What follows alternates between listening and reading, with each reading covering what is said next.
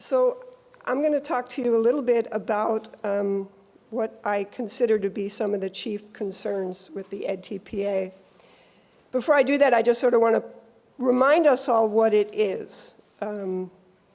So it's a new high-stakes performance assessment required for teacher certification here in New York State this May. And it's being implemented in various other stages in other states. The instrument grew from the performance assessment of California teachers, the PACT. It was further developed by the Stanford Center for Assessment, Learning, and Equity. And then SCALE entered into a contract with Pearson in order to scale up the EdTPA for widespread distribution and scoring. So Pearson now distributes the EdTPA and hires and oversees the scoring of the EdTPA. Candidates are required to submit video clips along with a portfolio of materials to scores hired by Pearson on a piecework basis. And although students pay $300 to submit the materials and allow Pearson to score it, the scores are paid $75 per assessment. Calibrated scores are not supposed to know the students whose work they're scoring. Students respond to a series of prompts, and their responses are scored on a series of rubrics, and it all results in one score. Here in New York State, where they release the cut scores, based on the field test information from SCALE, the cut scores that were set would leave a failure rate of about 37% here in New York State. So that's sort of the some general information. Let me tell you what I am troubled with about this. First of all, it's important to understand that the EdTPA, as we just heard, is taking place in a particular political and economic context that some of us call hypercapitalism, some of us call neoliberalism. And the hyper-accountability that we just heard about is a significant piece of that. It's a technocratic worldview in which each of us is considered, our subjectivities are all about ourselves as consumers or commodities and what we produce, as we just heard.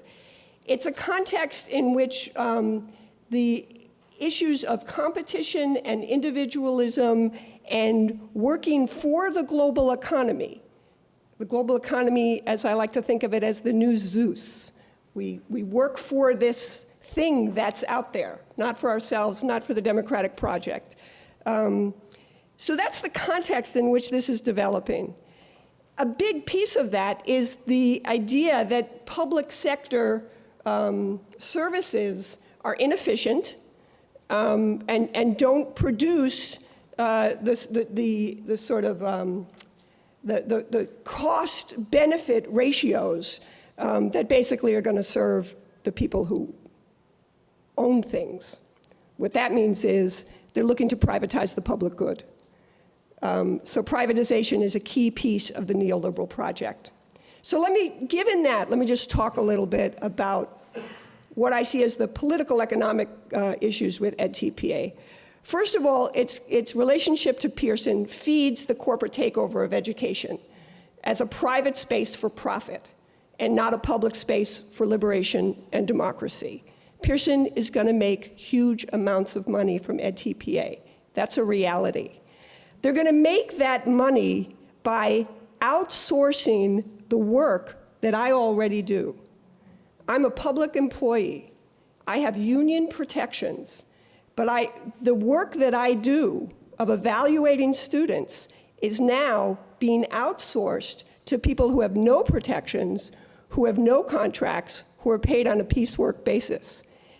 That's been happening in other labor sectors for a long time. This is the first step of it happening in education. And it's important to pay attention to that and compare the education labor sector to other sectors so we can know what's coming, which is that part of the privatization, part of how you make more money once you privatize is you have to bust the unions, and you have to have insecure workers and pay them less money. So this may seem innocent right now, but in the larger context, it certainly isn't. It's going to lead to the undoing of traditional teacher ed programs. Like all predatory reform, the EdTPA is a response to a crisis of teacher education. A crisis that is not a true crisis.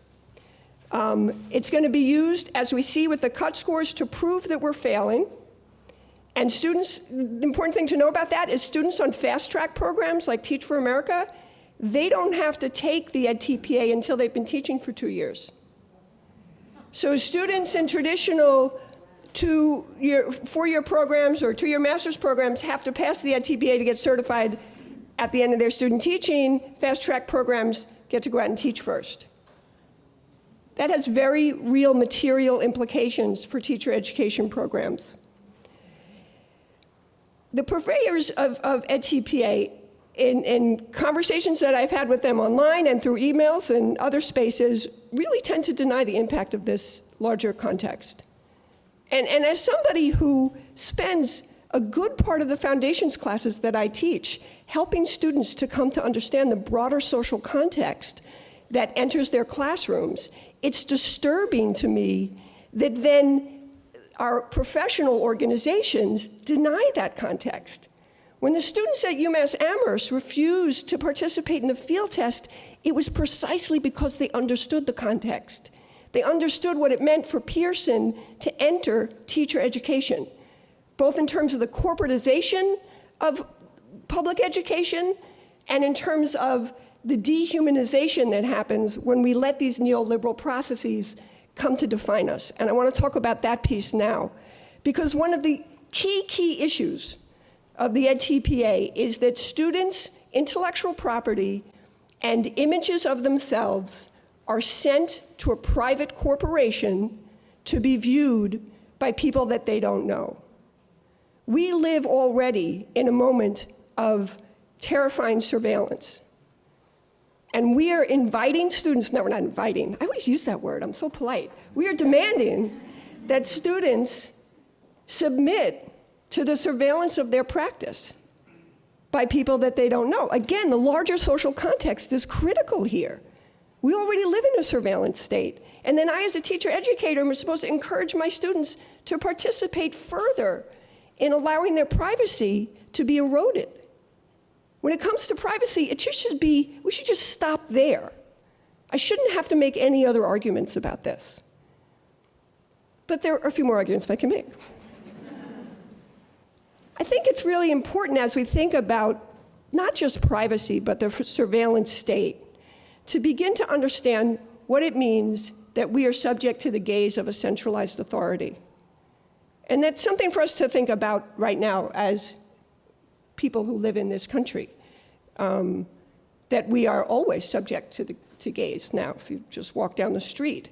But as a teacher educator, that I am supposed to, I'm being told to, encourage my students to submit to the gaze of a centralized authority is really disturbing to me. There's a deep, for me, this is sort of the core issue of neoliberalism, which is the deep dehumanization that occurs at that moment.